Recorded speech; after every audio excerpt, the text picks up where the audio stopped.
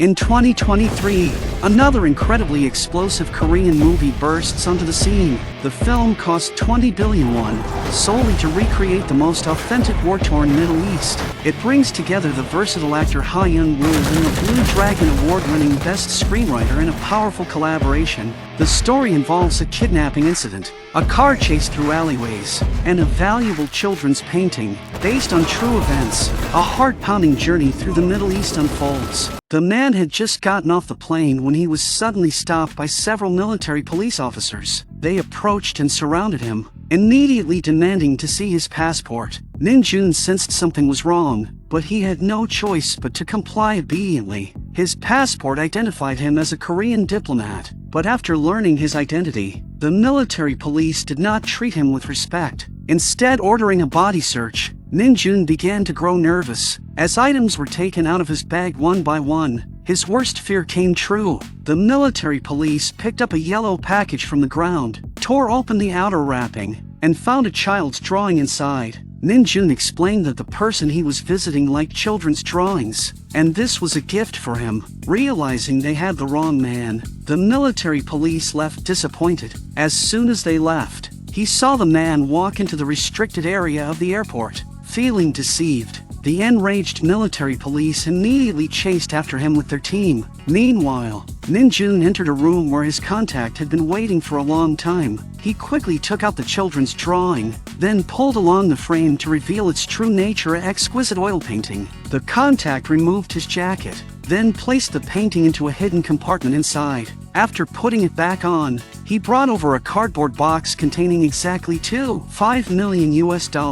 Min-joon swiftly packed the money into his bag. The contact informed him that there was an emergency passage nearby, and outside, a car with license plate 2593 was waiting for him. After saying this, the contact left, but as soon as Min-joon entered the passage, he heard faint footsteps behind him. Panicking, he ran toward the other end without looking back. Sure enough, the military police had caught up.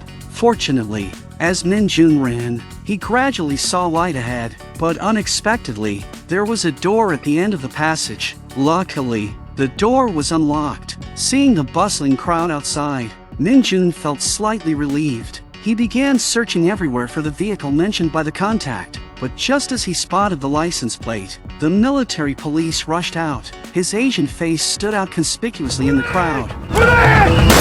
Min-joon never expected they would open fire recklessly in public. In critical danger, he had no choice but to hide in a nearby taxi. Before the driver could understand what was happening, bullets were fired toward them. His survival instinct kicked in, and he slammed the accelerator, speeding away. They only stopped when they reached a desolate garbage dump far from people. It turned out Min-joon had come to Lebanon on behalf of South Korea to deliver a ransom to a local warlord, aiming to rescue a recently kidnapped diplomat. However, the local forces were complex, and everyone wanted the money, including the local military police. Min-joon begged the driver to take him to the warlord's location. Even as a fellow countryman, the driver did not want to get involved in this mess. But upon seeing the $100 Min-joon offered, he became tempted. Because here, money was extremely hard to earn, but often, earning it meant no chance to spend it. Before setting off, they went to refuel the car. Although the fuel prices were outrageously high, they had no choice. As here, guns were the ultimate authority. But before refueling was complete, trouble arose ahead. A car was parked motionless at the toll gate, and a man nearby went to check. But the next moment,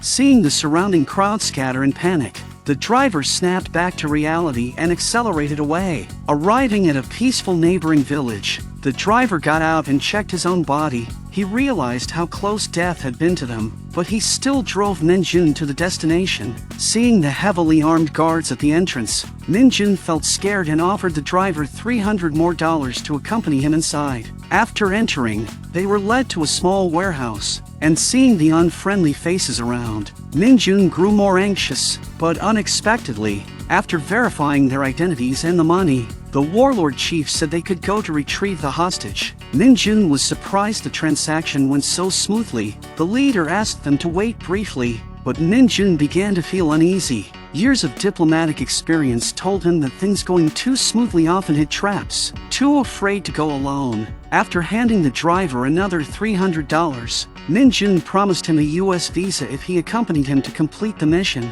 This was the driver's dream, and after a brief hesitation, he agreed. But unexpectedly, on their way to where the hostage was held, intense gunfire erupted ahead. The leader immediately took his men toward the source. As this was their territory, the two waited in the car but did not want to sit idle. Hearing the gunfire grow more intense, they hid behind a stone wall by the road, cautiously observing the situation. Suddenly, a convoy passed by, carrying the kidnapped diplomat inside. Seeing this, Min-joon instinctively ran forward, but there were two pickup trucks behind. Fortunately, the driver reacted quickly, using nearby vehicles as cover, and they narrowly avoided being shot. The leader soon arrived. They had captured someone. It turned out a local gang had learned about the ransom and came to snatch the hostage. After finding out who was responsible, the leader did not give the man a chance to speak further. The scene became extremely tense, making Min-joon unable to bear watching, but the leader was a man of principle. He assured Min-joon that since they took the money, they would bring the hostage back. He then arranged a resting room for them. As Min-joon prepared to lie down and rest, the driver came over, took his mattress, and used it to cover the window. He told Min-joon this was to prevent being hit by glass or shrapnel while asleep, and sleeping on the floor was much safer. Believing him, Min-joon lay on the floor and drifted into a hazy sleep, but the driver stayed awake beside him. After confirming Min-joon was sound asleep, the driver carefully unzipped the backpack Min-joon held, gently pulled out the pillowcase from under his head, stuffed the money inside, and quietly left. Soon, Min-joon was awakened by the sound of artillery shells, only to find the room empty. When he opened the backpack, he discovered it contained only a pillow. Min-joon was utterly stunned. He immediately rushed outside, only to hear gunshots coming from downstairs. It turned out the military police had found this location. He could only run back into the room, lock the door securely, and barricade it with the bed frame. But the floor was dozens of meters high, and the military police outside had started breaking down the door. Min-joon had no choice but to climb out the window and stand on the narrow concrete ledge outside the building, moving sideways step by step. Soon, the military police broke through the door, but when they entered the room, they found no one. Min-joon, clinging to a rusty water pipe just inches away, held his breath, praying not to be discovered. Fortunately, the military police didn't think to look for him there, but just as Min-joon was wondering how to escape, he saw the driver letting the air out of the car tires downstairs. Min-joon was furious but dared not make a sound. So he tossed a coin, which landed right at the driver's feet. The driver picked it up, and then a comical scene unfolded before his eyes.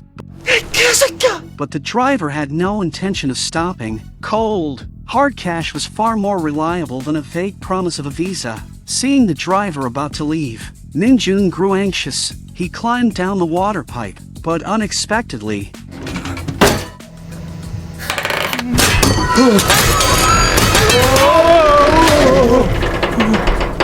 he clung tightly to the pipe. However, the next moment,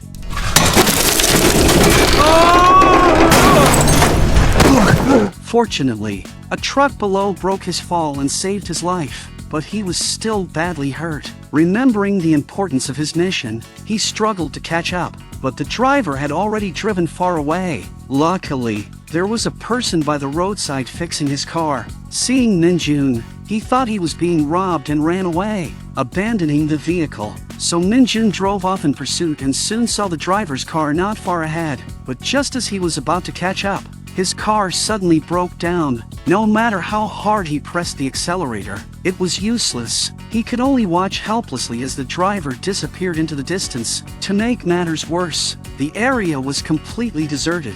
Min-joon felt helpless and furious. He opened the hood to try and fix the car, but the thick smoke made him abandon the idea. He could only walk back in despair. Just then, a dog barked up ahead. Min-joon looked closely and saw a small stray dog. He sighed with relief, but the next moment, several dark figures emerged from the shadows. Min-joon froze for a second, then turned and ran back in terror, but the pack of stray dogs had no intention of letting him go. Min-joon ran all the way back to the car, hurriedly rolled up the windows, afraid he would be torn to pieces if he was a second late. Stranded in the wilderness with a broken car, Min-joon felt profound despair, yet what made him even more desperate was the sight of military vehicles approaching from behind. Fortunately, the sound of the vehicles scared the dogs away, allowing Min-joon to quietly get out of the car and run towards a nearby hillside. Hiding behind the hill, he saw that the pursuers were indeed the same military police officers. Min-joon knew he was in deep trouble,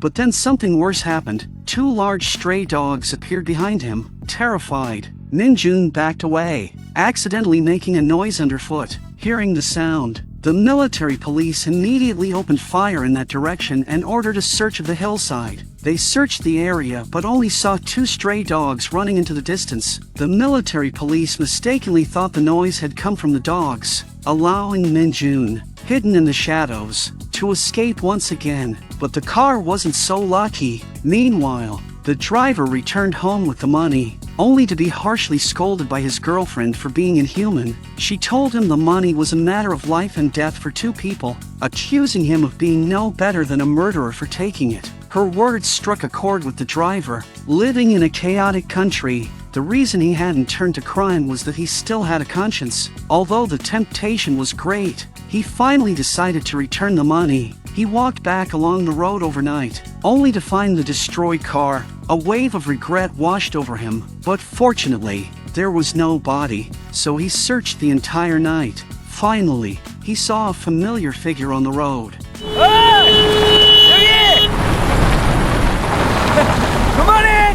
Min-joon could hardly believe his eyes. After repeatedly confirming who it was, he was so angry he wanted to teach the driver a severe lesson. 돈 돌려주러 온 거야. 물도 가져왔어.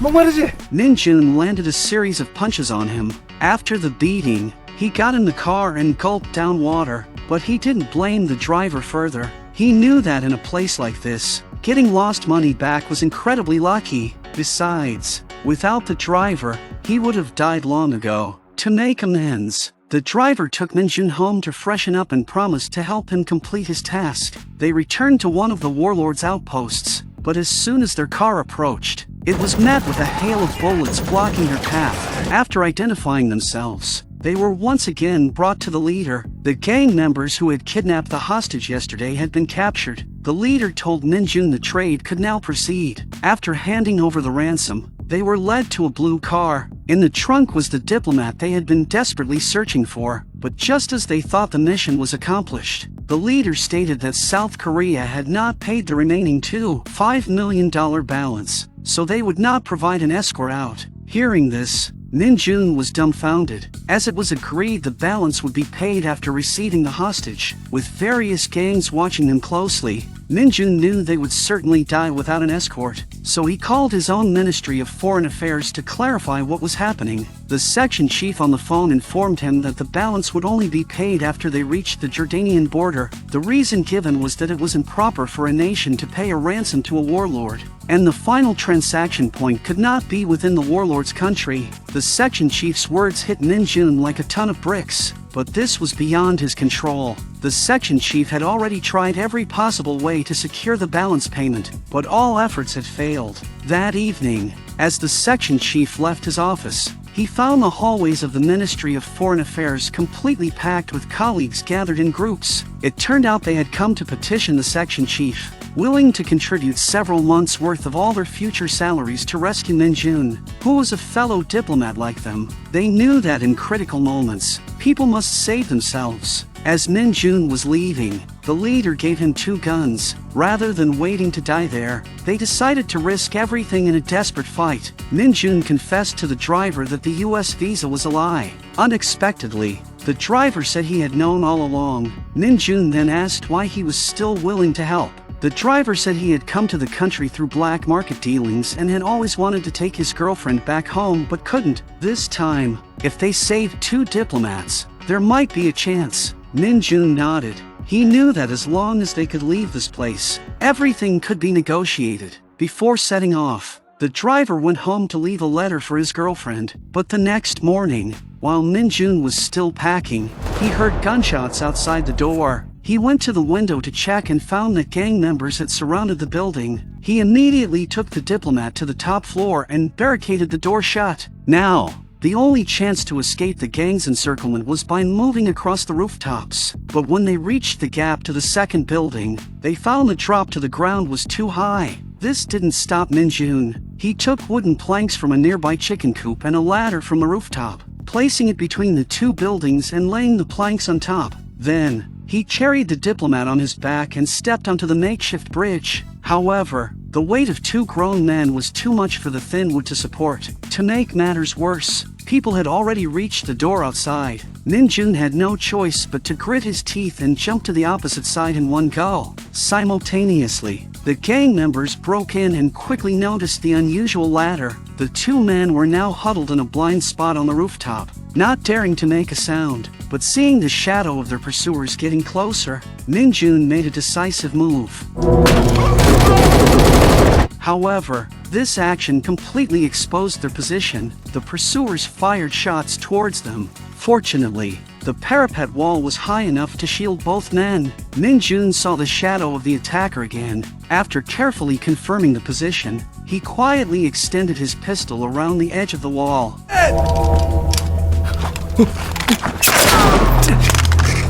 It turned out the pistol's safety catch was still on. Seeing his pistol knocked away, Min-joon tried to reach for it with his foot but was within the line of fire. He knew that if this continued, reinforcements would only arrive faster, so he stood up and raised his hands. Unexpectedly, a shot suddenly rang out from elsewhere, buying Min-joon precious time.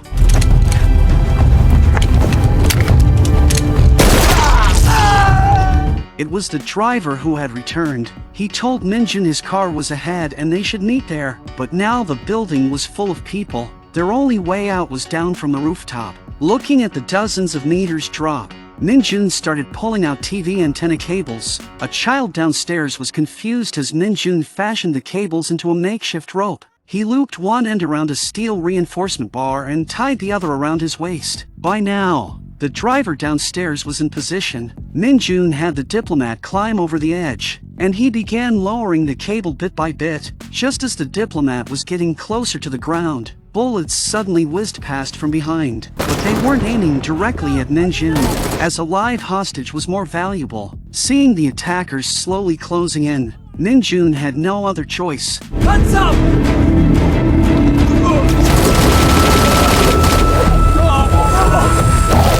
Fortunately, the other end of the cable was tied around Min-joon's waist, preventing him from falling to his death. Without hesitation, he then climbed to a higher point to lower the Diplomat closer to the ground until the driver could reach him. The driver used pliers to cut the cable, but the next moment, luckily, the cable snagged on something upstairs, saving Min-joon's life once again. But as soon as they got into the car, more pursuers appeared at the end of the alley. An intense chase ensued through the narrow streets. Their pursuers not only had greater numbers but also overwhelming firepower. Soon, a bullet burst their tire, but simultaneously, Min-joon shot a banner hanging by the roadside. The banner fell, blocking the view of the pursuers behind and completely disrupting their convoy, causing a real-life car crash scene.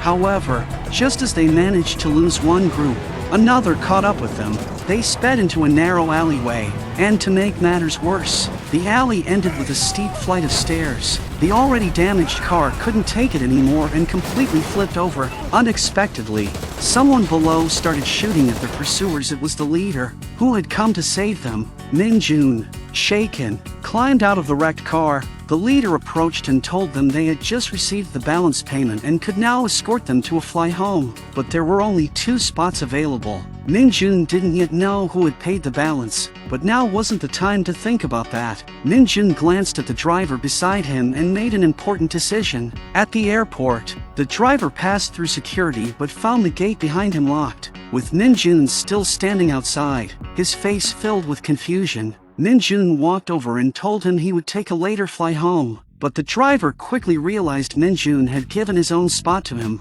He wanted to stay. but Min-joon's tone was firm. 자국민을 보호하는 게 외교관의 임무 아닙니까? 임무를 다할 수 있어서 다행입니다.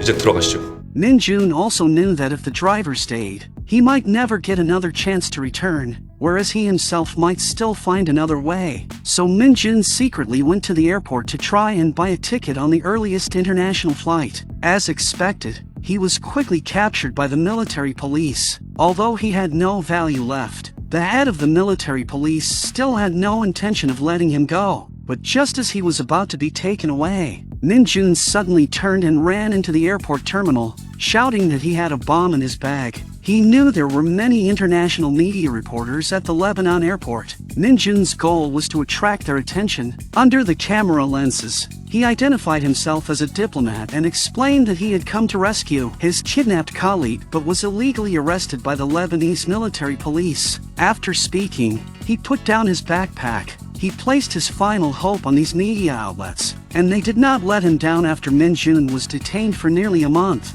Local authorities, succumbing to public pressure, allowed him to return home smoothly, although his story remains largely unknown. Wherever they are, that is where the light shines in.